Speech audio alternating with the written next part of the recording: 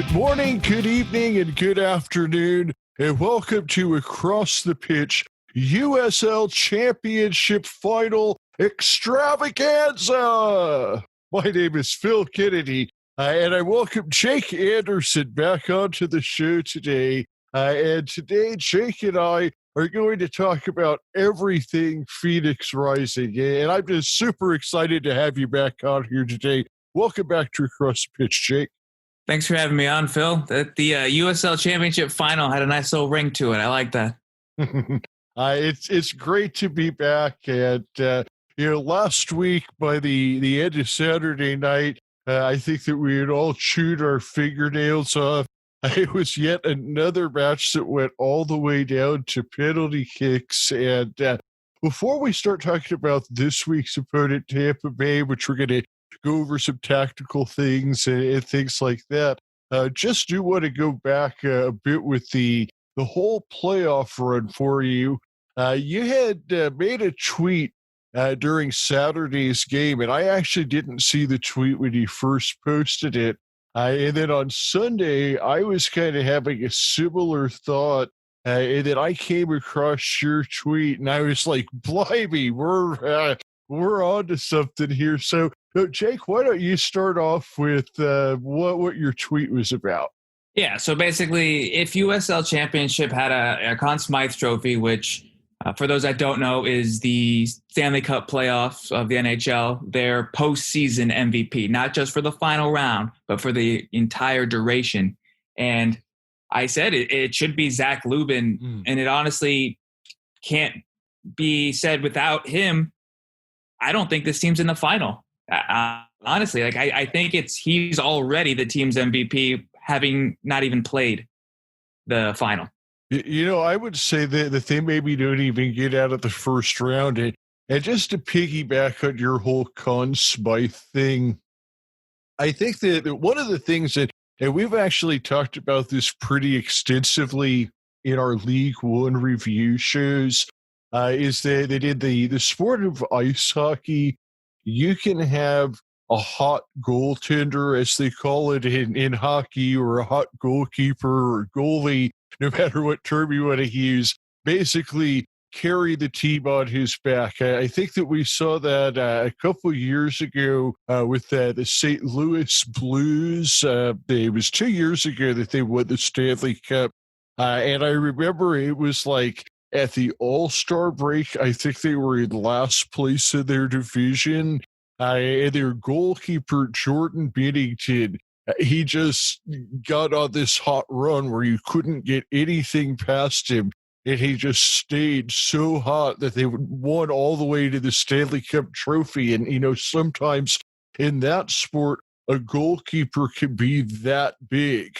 In soccer, it's a little bit less common, but in our League One shows, one of the things that we've talked about is that about 80% of games are won by teams that win the shooting percentage battle, and the games that end up as outliers are usually those where you have a hot goalkeeper. And to me, I think that the epitome of that was the Reno game, where Zach Lubin not only had the penalty save at the end, but he stopped 8 out of 10 shots. 10 shots in soccer is ridiculous, Jay. Yeah, like you said, he had 8 saves in that match against Reno, and that does not include the only penalty save of the shootout. But even more specifically I'd have to go back, but I believe by my count, it was 3 one-on-one saves. And I mean, he was left out to dry. I feel bad calling him out, but Damian Lowe got beat and Joey Farrell got beat. And Zach was one-on-one with one of the best goal scorers in the Western Conference, and he was able to make saves. And talking about Reno specifically, especially after the mistake he had made from a confidence standpoint, I think after he had solidified those one-on-one saves and he had a couple other really nice near-post saves, I think that gave him the confidence that going into that final against El Paso, Western Conference final, I should say, he just didn't believe at all he was going to get beat. Oh, absolutely. And Jake, I don't know how closely you've been following the kind of tally we've been keeping at our League One shows, but so over the last 3 weeks in League One, On our most recent show, teams that won the shooting percentage battle had 7 wins, 1 loss, and 2 draws. The week before that, it was 9 wins and 3 losses. The week before that, it was 11 wins and 1 loss. So it's been like 80% since we started this study. Against El Paso shot 40%. Phoenix shot 20%, Reno 38%, Phoenix shot 26%, and then against Sacramento, well, neither team was real good, but still Sacramento outshot Phoenix 11% to 10%. So, I mean, judging by the way that our statistical study has gone, Phoenix technically should have lost all 3 of these games if not for the performance of Zach Lubin. And then that doesn't even take into consideration that he stopped that penalty. And it's been, kind of a do or die walk-off penalty save situation 2 weeks in a row. Oh, yeah. And during the El Paso match, I called you over to take a look at those stats specifically just to tell you, your favorite stat. And then Phoenix wasn't doing well in it, and not that they ended up doing well in it at all, but it's like you said, the shooting percentages, obviously if the shot's not on targets, you're never going to score, right? So from just a blatantly obvious standpoint, yes, that's true. But I mean, if you really look into it, a lot of these shots aren't even on target. So yes, they're not going to go in. And specifically, right now, I'm just going to name off the bat. Rufat has had a couple of headers from close in range that should absolutely be on target, and they weren't. One was against Reno late. He had one against El Paso as well. Against Reno, Jordan Schweitzer had that, that kind of half volley in the box, and he blasted it over. So right off the bat, those are kind of shots where those have to be on target, especially from guys of that quality from that range. And it's those type of shots that if those don't go in, other teams will put those in, and you'll end up losing. And as you said, it's quite remarkable that Phoenix has gotten this far with, only having scored 4 goals in 360 minutes. Yeah, I mean, it's incredible. I mean, especially with the number of shots that they've allowed. They've allowed 17 shots in 3 games, which is more than 5 shots allowed per game. And one of the things I've talked about is anytime you're allowing more than 4 shots on target per game, that's kind of where you're getting to the point where you're making your keeper work harder than they need to. Lubin in regulation has stopped 15 out of 17 shots, which is 88.2%, which, we've been talking about hockey. That's a hockey goalkeeper percentage there. Yeah, and obviously goalkeepers in soccer aren't facing 40, 50 shots a game like some goaltenders might be, like a Coyotes goaltender is in the playoffs.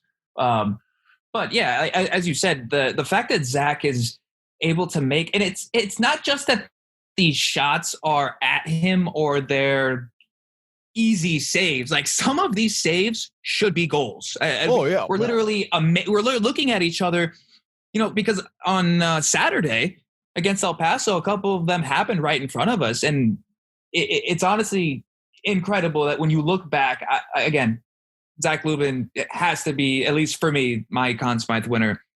At least for a Phoenix Rising standpoint, win or lose on Sunday, he's the postseason MVP. Oh, yeah, absolutely. I think reminiscent of Buffon in the 2006 World Cup. I love how you bring that up, Phil, because if it were not that World Cup, if it were not for Gigi Buffon, and who I have my only Italy jersey that still fits me is a Gigi Buffon jersey. He is the reason why I fell in love with soccer. And honestly, if that performance isn't made by him, I don't know if I'm talking to you right now about footy, Phil, honestly. I know what you mean. It's just one of those sports where there's certain moments that just capture you. And I could just imagine that, if you were a first-time person turning into the Phoenix Rising and watching these 3 playoff games, that you'd be buying a Zach Lubin jersey next season. Oh yeah, absolutely. If that he's been the absolute focal point, because 4 goals from the team who led the league in goals. And we're not just talking 3 matches. We're talking 4 matches worth of minutes because they've played 30 extra minutes in each of the 3 rounds. So that makes the 120-minute clean sheet Lubin has that much impressive. I mean, you played 120 minutes and Phoenix Rising could only get 1 goal. So, and twice they've done it in penalties. Now, I will say, after the penalty shootout from New Mexico when they lost in 2019, have they missed in any of the shootouts? I don't think they've missed since. Well, no, they've won all of them, and it's also worth noting that if that was Karl Wusinski in that game, so I don't know that Lubin has ever lost a shootout. That's a good point. I'll definitely have to ask him that the next time I get a chance. But in terms of the Phoenix Rising shot takers, they didn't miss. No, they haven't missed their 10. So they haven't missed. Period. 10 for 10. Yeah, it's incredible. And the other thing is you have to keep in mind, like, Sullivan Asante came off before the penalties in the first game. Obviously Junior Flemings is suspended. So, I mean, these are guys that aren't your top goal scorers that are coming out. And of course, we have to mention Rufot's winning shot in the Reno game, because Rufot, as you mentioned, we hate to mention when guys are struggling, but he is one guy that he hasn't had the best playoffs, and I just think I don't know, maybe he's got a nagging injury or something, but you brought up the hitters. To me, the thing has been more that he's received the ball several times where he was in a position where he could have shot and scored, and he kind of hesitated and passed it off. I don't know, is it a mental thing, or I know this is something that I talked to you about at the game. I said, did you see where he received that? He didn't shoot. He passed it off to Solo when he had a better angle than Solo did to take the shot. Yeah, that, and also his shot that he did have that ended up not going in, where from our angle, we were on the other side, but from our angle, we had a direct view of where that shot could go in, and it did take a little extra second, like you said. So I think that is a good point that, Rufot may not have the skill that like an Adam John had, to where last year where we saw Adam could get the ball, at the top of the 18 with his back to goal and literally just turn and fire with his left in the bottom corner. I think it was Reno on the road last year, if I'm not mistaken, that he had that exact goal. I'll try to find that if I can later tonight. But we were talking, you mentioned Chris Cortez, another guy that, like you said, may not look like the most prototypical number 9 or what have you, but I mean, he was good with his feet. He could shoot. We saw his goal against OC to open up that Western Conference final in 2018.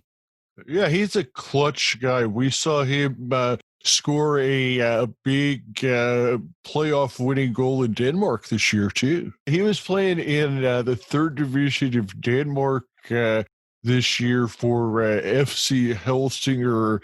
It actually had a goal in the game that got him promoted to the 2nd tier. He's moved on. He's playing in the Czech Republic now.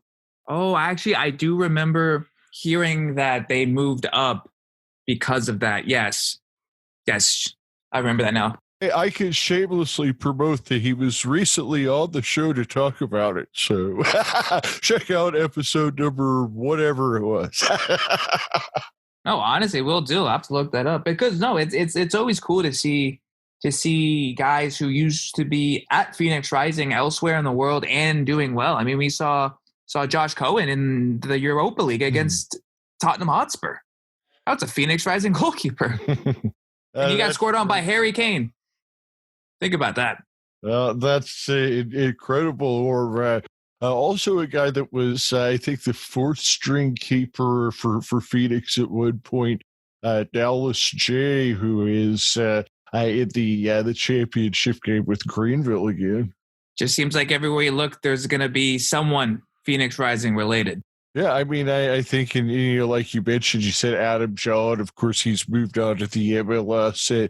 And not to totally be hard on Rufat is I think that Rufat does bring a little bit more to the defensive end than either John or Chris Cortez does. I mean, the guy's work rate is incredible. I mentioned in my article a couple of weeks ago how he was back in the box, heading away corner kicks and things like that. So, I mean, this isn't to say the guy's a bad player by any means. It's just with Cortez and John, we've been spoiled. And I think that maybe his shot is a half a step slower than those last two guys, and that's something that we've noticed over the last few games, unfortunately. Yeah, and then obviously don't forget about Didier Drogba.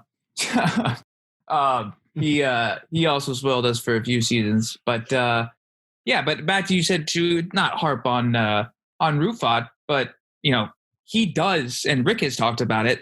He runs more than anybody else. They literally have the metrics, from their GPS pennies that they have that track everything. So Adam John, oddly enough, found this out last year during my interview with him on my podcast, that he actually has a contract incentive.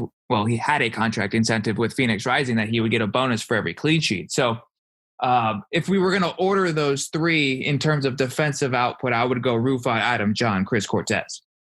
Yeah, absolutely. And I think that, Adam John, he's another guy that had a great work rate. And I think he was near the top of the team in work rate last year. And, even, Chris Cortez, I thought maybe he wasn't so great defensively, but what I think he did do better than either of those other two guys is holding the ball up for the wingers.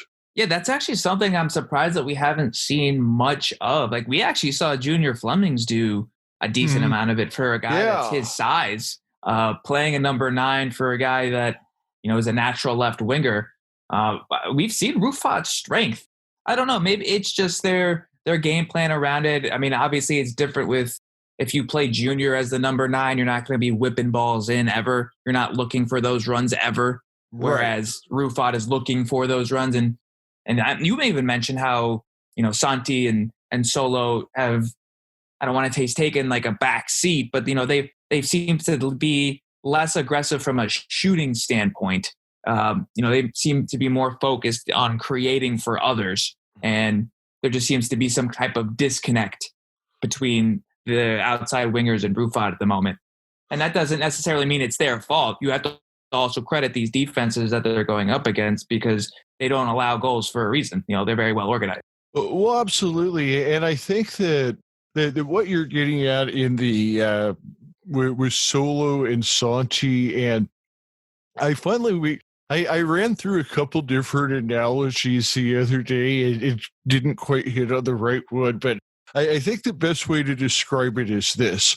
So you've got your two wingers. And in basketball, you've got two guards, right? So in an ideal backcourt in the NBA, you have a point guard and a shooting guard. Your point guard's going to bring the guy bringing the ball up the court, looking to pass, where your shooting guard is going to be the guy that's looking to drive it or attack or, hit a three-pointer or something like that. And to me, Solo was your point guard and Junior Flemings was your shooting guard. And now with Solo and Santi, you basically have 2 point guards. Yes. I think that actually is the best analogy that I've at least heard you come up with. I haven't tried myself, but yes, that actually makes a ton of sense. If you're also a basketball person, because Junior definitely looked to shoot more than he looked to pass. And that was actually something I asked Santi about after the Reno match, because he kept cutting on his left, and you could tell, he's right-footed, and you could tell when he was cutting in on his left, like you're either going to get a left-footed shot that you're going to have to hit across face, which in essence is kind of a half cross, half shot, because if your shot's off target and it's toward your teammates, maybe a guy gets on the end of it. But either way, is what it's called. Exactly. So that is a very good point, because Santi continuing to go on his left is basically limiting the ability, because we saw that wonder goal he scored a few weeks back when he cut in on his right. Now, as I alluded to earlier, it's not just because they're choosing not to. We also have to give credit to the defense. We saw Santi actually try to cut a couple times and just get dispossessed by a better play by the defender. Not that Santi, I think Santi is more shooting guard than point guard, if we want to talk basketball like that. I absolutely think the Solo being a point guard is a perfect analogy, because we saw what he did against El Paso when they brought Calistri on for Moar. They dropped Solo into that number 10, and it was like, literally at that point, it was like a half-court basketball game, to where he had his three friends in front of him and he was deploying the work. So I'm not sure I don't like that idea of maybe even starting that with Solo at the 10 and then Santi and Calistri on the wings, but I mean you obviously are not going to be getting any headed goals in with that lineup, but I like what that could potentially bring offensively. Maybe create a spark with the small ball lineup, if you want to stay with the basketball reference. I was actually even thinking about and I wouldn't suggest this in terms of right before a final, but in terms of just experimenting tactically, if you were to take Solo and drop him into the number 10, you take Stanton out and you put Calistri in. See, I don't love the idea of starting Calistri necessarily, but you get where I'm getting at. Well, I think we're talking about the same thing, although I was thinking is like a Solo, Stanton, and Lambert, because right now Baquero would be the number 10. Obviously last week he didn't start. So let's actually talk about that, because one thing that you brought up to me is that you like the idea of starting Baquero and Aguinaga this week. Actually, so what I was saying was Baquero and Aguinaga should be the first two off the bench, but like they need to be a package deal. Oh, okay. Yeah, I agree in that. With that. Yeah, absolutely. Yeah, because we saw John. He came on for Jordan Schweitzer, who started in place for him in El Paso, but Sam Stanton was remaining on the pitch. And I think it's pretty solidified at this point that to get the best out of John Baquero, he needs to have Jose Aguinaga on the field with him. They just know how to play together, at least from an output standpoint. From a production standpoint, they are at least more effective than the Baquero-Stanton partnership. And I think that you're going to see Lambert and Schweitzer start again, and you almost could change this again. I'm not promoting making changes right before the final, but just for the sake of experimenting tactics, this is a 4-3-3, so to speak, but who knows? Maybe you could turn it into a 4-2-3-1. I mean, with playing against a team that plays 3 in the back in Tampa, you're going to have a lot of players in the midfield. So that's a good segue. Let's talk about that a little bit, because one of the things that we're going to see with Tampa is a 3-5-2. And so what I was kind of talking about before the show is, so with Tampa's 3-5-2, I almost feel like so they've got their 3 defenders, 5 midfielders, and then 2 up front, and then their outside wing players. I almost feel like their right wing is more of a wing back or more of a defensive player, and then their left wing is going to be almost more of a forward player. Yeah, and we see a lot of teams have those type of wing back forward-esque players. And then, for Phoenix Rising, we saw Darnell King, he'll go up, and we'll see Corey Whelan go up. And then, in essence, they replace them with a Kevin Lambert. So, like you said, all formations essentially kind of come back to that 4-3-3 at one point or the other. And honestly, all formations are kind of similar. It just kind of depends how you look at it almost. That's funny that you mentioned that, because I was having a conversation with Coach Schultz a few days ago, and I said, so what do you think that El Paso is going to come out? I see sometimes they do a 4-4-2, sometimes they do a 4-3-3. sometimes they do a 4-3-2, but he's like, oh, they're just a 4-3-3 team. They change shape sometimes. And I just kind of, once he said that, exactly what you're saying is I started looking at it like, all of these really kind of come back to 4-3-3 eventually. I mean, this is the easy example I use. If I said 4-3-3, I got to describe to you where my midfielders are in my triangle, right? So if I said that my triangle is drawn in a regular sense to where it looks like a pyramid, so you'll have two on the bottom and one at the top. Well, what's the difference between that and a 4-2-3-1? Yeah, I mean, and then if it's an upside down, one's a diamond. Exactly. And it's just like, well, okay, well, you included those players in your quote unquote midfield. So yeah, you're essentially talking about the same thing. But to get back to what we were talking about, yes, Tampa's going to have a ton of players in the midfield. It's not going to be a game that's going to be easy to pass in the midfield just because there's so many people. And if you are going to try to pass, you're going to have to be quick and one touch with it. And not that that's Phoenix games anyway. I mean, if a team wanted to play like that, I would suggest Reno comes in or an El Paso comes in and tries to play that. But I honestly, in terms of the two matchups, I think this is going to be kind of like a Sacramento 2.0. And not that they're going to defend, but that's what they do. That's what they're structured to do. You have your wingbacks that are going to be able to help you out defensively. It's like always having five at the back. Honestly, it really is. And those guys usually, wingbacks usually are ones that get taken out because they're running so much. And with 5 subs this year and 6, should we go to 120 minutes for the 4th straight game, we're definitely going to have to see those guys, take a breather and have to come out because you're dead by the end of that with having to run so much. But tactically, I really am interested to see because now we're used to seeing Rick kind of deploy the same type of thing. Obviously, Blair was the manager for the first 2 rounds of the playoffs, but with Rick, we kind of have. I know they're going to say it's a 4-3-3, and I guess Schweitzer's really he's taking over the 8 role. Mm-hmm. But I mean, he's been Lambert's backup. He's been a Lambert 2.0. So again, you could say it's a 4-3-3. You could argue it's a 4-2-3-1. Whatever you want to call it. But I'm really interested to see what the midfield's going to be from Rick. Yeah, I mean, that's been the only thing that I think has been a question mark is who's going to start the midfield. Otherwise, everything has been pretty solid, assuming Lowe is healthy, obviously. One thing that hasn't been solid for Tampa Bay is a guy that I was expecting we were going to see, but it looks like we may not, and that's Mustafa Doumbouya, who of course played with Phoenix last year, but he played a lot during the regular season, but he hasn't been seen in the playoffs.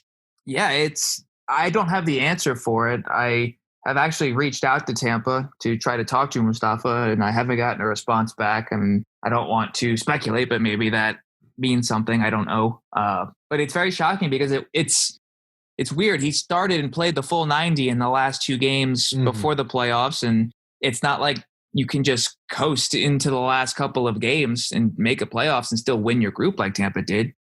I mean, he was playing. I try to always stay with the positive end of analysis if I can, but of course there's times when a stat jumps out to you and you're like, whoa. And when I look at, I showed you that the extended stats page I was looking at earlier. And if you look at Tampa's playing time stats chart and their plus-minus rating, he was on the pitch for 9 goals scored and 9 goals allowed, which is a dead even 0 rating. He's the only one of their regular players who wasn't on the plus side. He was also a negative 1.75 differential in terms of plus minus, which is the worst of the team. And, as a defender and a guy that's not scoring a lot of goals, that's kind of the first stat that I look at. And that tells me that, maybe he's just not having a good season, or maybe he's injured and in poor form. But I mean, the the numbers seem to back up him not playing, if you will. Yeah, and that, statistical analysis makes perfect sense, especially when you compare him to other players that are getting starting playing time. It's just weird that he's not even on the bench. That's the big one. It's just, how do you go from starting and playing decent minutes to not playing at all, not even being selected, and you're not injured? That's the thing too. I mean, do we know for sure that he's not injured?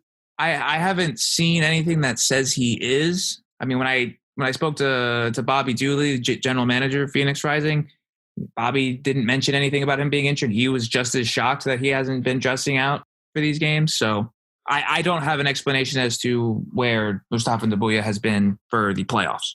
Yeah, it's very odd because, like you said, I mean, I could understand based on the stats him not playing, but like you said, for him to not even be on the squad list at all is odd, because you would think that somebody that played in, I think it was 11 out of the 16 games during the regular season, just based on his experience alone, that he'd be a guy. He's a 33-year-old veteran player. You'd think that you'd have him on the bench just to talk to the young guys, even if you're not going to play him. Yeah, and I'm assuming that they've got to be utilizing him this week, right? I mean, you're playing against your former team, and it's a team you actually played with last year. Like, Rising has kind of an outlet with it. I mean, you had Junior, and I don't really know how much is going to be going back and forth there, but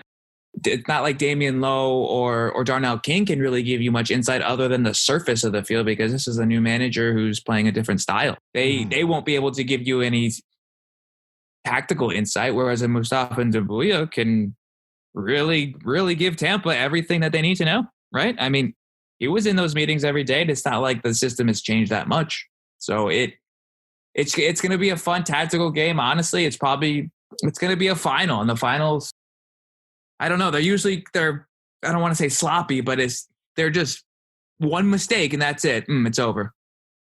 Yeah, I mean, because it's not a team that's going to give you a lot of goals. I know last week I said, they're not going to get to 3 goals this week. And I predicted it anyway, and then it ended up that I was right. They weren't getting anywhere near 3 goals. But let's talk about goals for Tampa Bay, and you got to talk about Sebastian Guinzotti. He's a guy that's really been in top form lately. He's got 2 goals and an assist out of the 3 playoff games. He's a guy that's this year 23 out of 47 shots on target. So he's right at a 50% shooter. This is a top scorer in the league, in my opinion. Oh, absolutely. And I'm interested to see how exactly the Phoenix Rising wants to go after him. Do you want to have Damian Lowe man mark him, or do you want to have Damian Lowe be free and you give him off to Joey Farrell? Do you have a Kevin Lambert try to pick him up earlier on in the midfield and try to make sure he doesn't get on the ball at all, and make sure that the only time he gets the ball is going to be through the air, because you have a passing system like that?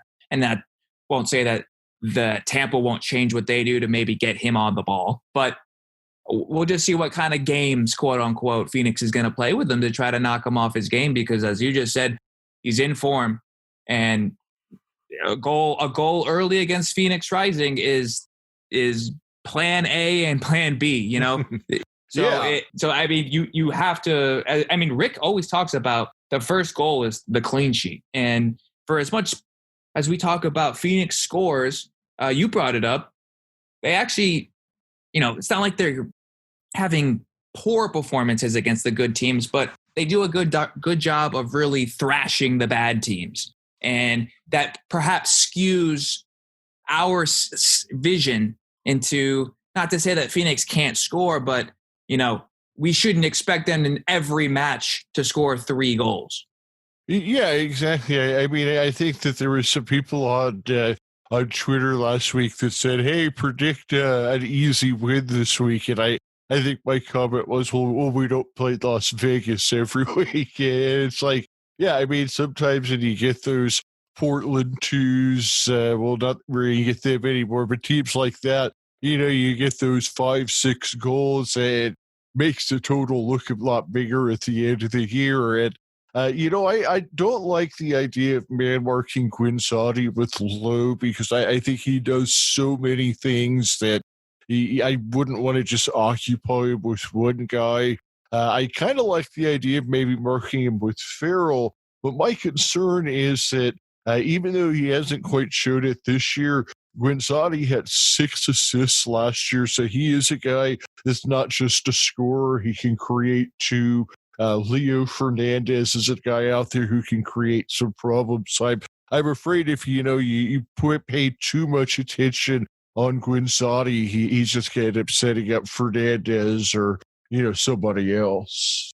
Yeah, I absolutely agree with the Lowe thing. We talked about it. And the first time we ever got to see Lowe on the field, it was like, A, this guy's the best defender on the field. B, he's like a free safety playing football out there. Every long ball that you tried, boom, he was there. And Rick even mentioned that, the sit back and try to hit us over the top game's not going to work with Damian Lowe. And he's right in that regard. But, we're in the USL Championship final now. So I think you're going to see teams that have the ability to not only defend, but also be able to play the ball up the pitch, but play it through their own team and not have to necessarily play, kick and chase or boot ball, whatever you want to call it, for 90 minutes. I think, they're going to have organized attacks. And going back to our conversation about shot accuracy, this team is a pretty accurate shot when they're attacking. They don't get a bunch, but they are on target. And, you don't want to have to ask Zach Lubin to save 5 or 6 shots again, especially one-on-one. So, yeah, I mean, a team that this is the first time they'll. I was going to say a team that gets 2 of 5 shots on target is going to do a lot better than a team that gets 2 of 20 shots on target. Is I think what you were getting at. Yeah, it's not the amount of shots. It's the quality of shots, because that's the strategy. I mean, the Italians were known for that back in the day with Catenaccio. It's okay. Our best attack is when our wingers are one-on-one with your defenders, and we know that. So we're going to do that on purpose. And we may only get 2 or 3 shots a game, but those 2 shots are going to be on target, and maybe 1 or 2 of them go in and we win. And we've seen teams advance and do that. So it's not to say that what Phoenix's playing style is wrong. No, it's just we've seen against Reno, I don't even know how many shots were blocked, because there were upwards of, I would think it was 57 total shots on that game. And that comes from, a team defending.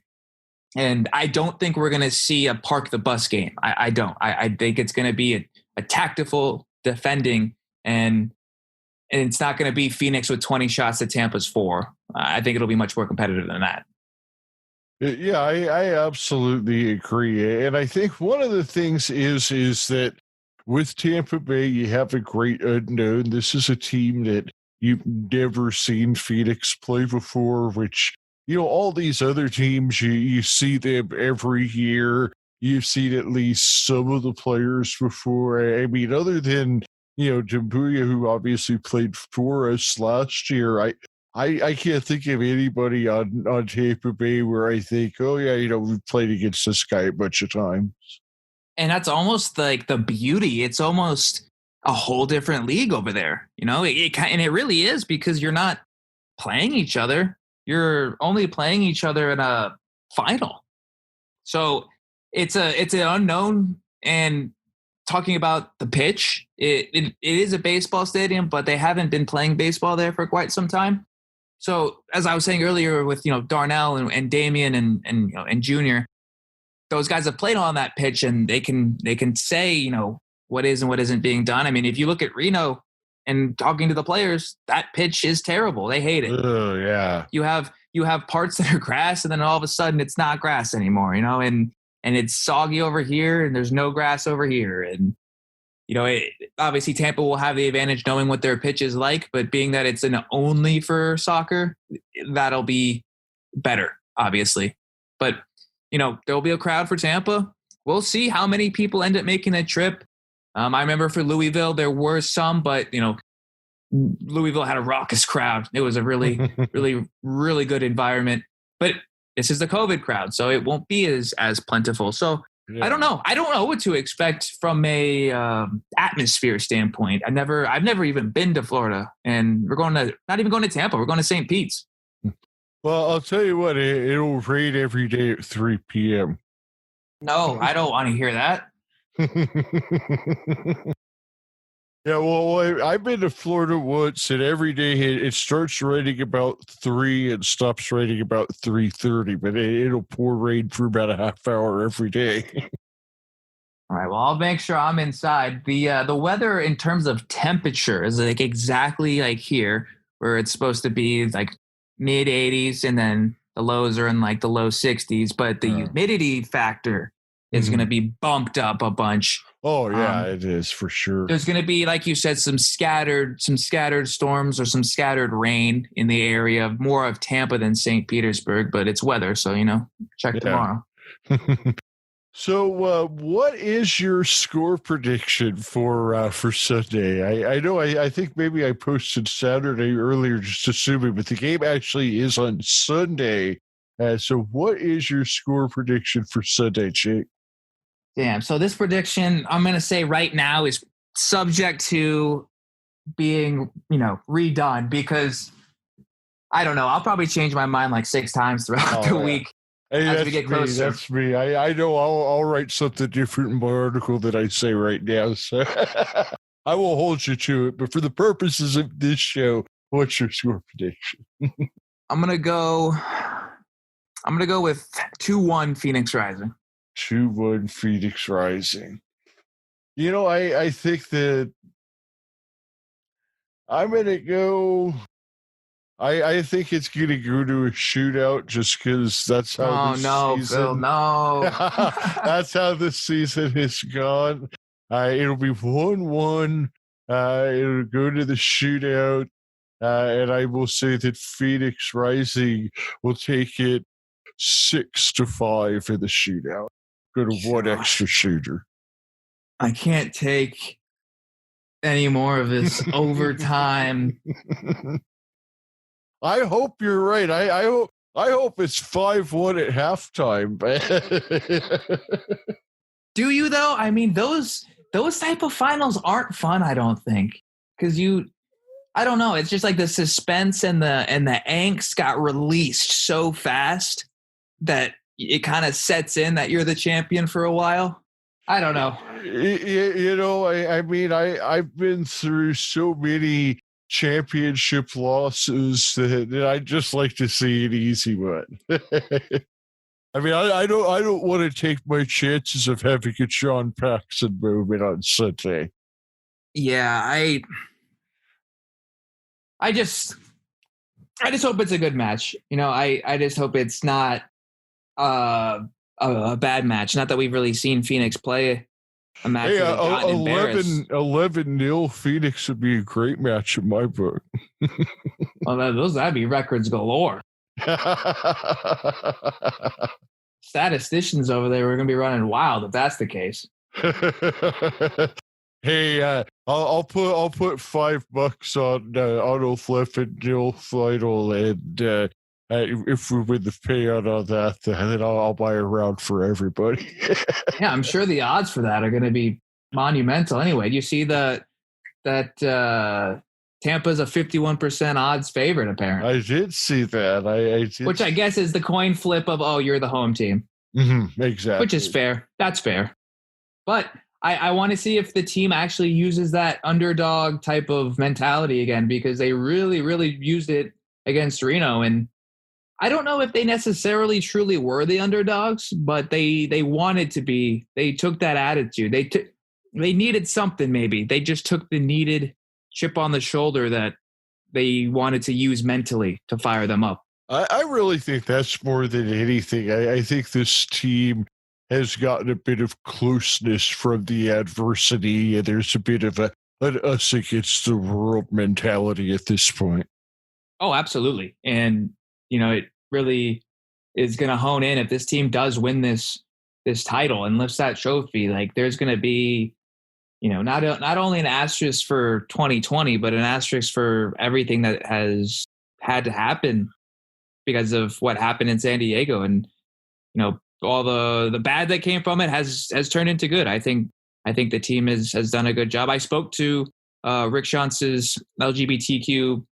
I don't want to call him a coach, but he's been the one helping him get in contact with the groups that he's been speaking to and the high schools that they're going to be speaking to. I don't want to spoil what they're going to be doing, but I'll let them announce that. But it's definitely going to have. I feel like they should put an asterisk on the trophy themselves if they win it.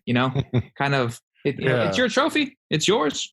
Do what you want with it. And I'm glad that you brought that up. And that's a great thing to close with. Is with Rick Schutz returning. And a couple of weeks ago, I had written that article where I said, all I really cared about seeing was accountability taken on the part of Rick and Junior, and unfortunately we haven't seen that from Junior's side yet. But when I read that article with Rick Schutz and the things that he said, where he didn't deny anything. He said, look, I came from a world where this was the norm, and I got desensitized to it, and that was wrong. And for him to come out and make an admission like that was exactly the type of thing I was talking about in my article. Is what?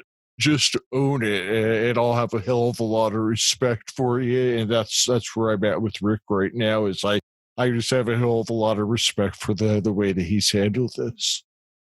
Yeah, and when we saw him in person for the first time on Wednesday, when his introductory or reintroductory press conference took place, you could see just in his eyes and his face that this has been draining. This has been, this has taken life from him, and it's been hard on him. It's been hard on his family. He tears up every time you even mention, or if he thinks about what has been done to his family because of this, because of, everything that happens on social media. And I've seen Rick cry more in the last week than I've seen him cry in the 2.5 years I've known him. And he's lifted 3 trophies. He's lifted 3 trophies and lost the final in that time. Yeah, I mean, that's the aspect of things that it's just, I don't think when those people get on social media and post hateful things like that they, take into account that, hey, this is a guy that has a family and his family has to read these things, or, maybe they do know that and they just don't care. But, how in the world could you be supposedly against hateful behavior and then go online and act like that? It just makes me shake my head. Yeah, there are a lot of bad actors, and it's saddening when you see, someone takes the right step in calling out someone for doing something, but then, doesn't do any better than the original problem. And when they go too far and they start, just basically sending that hate that was, mistakenly or not mistakenly given out, and now you're giving it right back, and it's not positive. That's the biggest key. Is it exactly? And the biggest thing I heard Rick say after the match on Saturday actually was, it's not enough to just accept it. You can be acceptive of the LGBTQ community, but that's not enough. You need to be anti-homophobic. Mm-hmm. You need to call out people, or do what needs to be done in a positive manner, like they've done with Rick. We're not condemning what these people are doing online and saying it's okay for you to say hateful things to a man when he said what he did to Landon Donovan. You can say it's wrong and then be positive about it and constructive about it and do the things that Rick's doing, and exactly. the things that San Diego and Phoenix Rising are doing together as clubs. And also, I can't believe I haven't even mentioned this already, but the fact that Colin Martin gave his blessing. I think that ultimately is the biggest one, that if the man at the root of all of this can forgive and move on. I think that's the biggest thing. And the biggest thing I've also heard Rick say is it's not how can I save my career? That's not the focus. It's how can I help those that I've hurt? That's a huge thing, because to me, once Colin Martin gives the blessing for Rick Shots to return, then nobody else's opinion matters at that point, because he was the victim. He's the one that was personally impacted by it. And he's the one that should have that say. In my opinion, it's kind of like, in court when a victim decides not to press charges or something like that, that's the victim's right to say, what, I'm confident this guy is remorseful and he's not going to make the mistake again. And like you said, I mean, the positive that can come out of it is that he becomes a leader in, like you said, in not just tolerance of the LGBT community, but a leader in educating people in, like you said, the fight against homophobia and, racism too, because it all really, it goes hand in hand, with the situation that happened with Los Dos. And that's one of the things that I've been upset about is that, I see, Rick getting all of this hate put towards him, where it just kind of seems like Junior Gonzalez has gotten a bit of a carte blanche, or I don't know if that's the right word, but it just seems like it's been unfairly piled a bit on Coach Shots and on Phoenix as a whole, and there was kind of this other situation that happened too. Yeah, I understand what you're saying. Like almost like Junior Gonzalez kind of got like a free pass. Exactly, that's the word I was looking for. Yeah, I didn't look in too much into that incident in terms of what was said after everything had happened. So I don't know what he did or didn't say, or did or did not do. But I mean, that is a fair point. And honestly, I think it's just the fact that a team forfeited and ended their season and ended their playoffs because of it. And the next day we're on Good Morning America. And the fact that you had the interaction between the two coaches on audio, and it was able to be transcribed by Sports Center that ended up tweeting it out.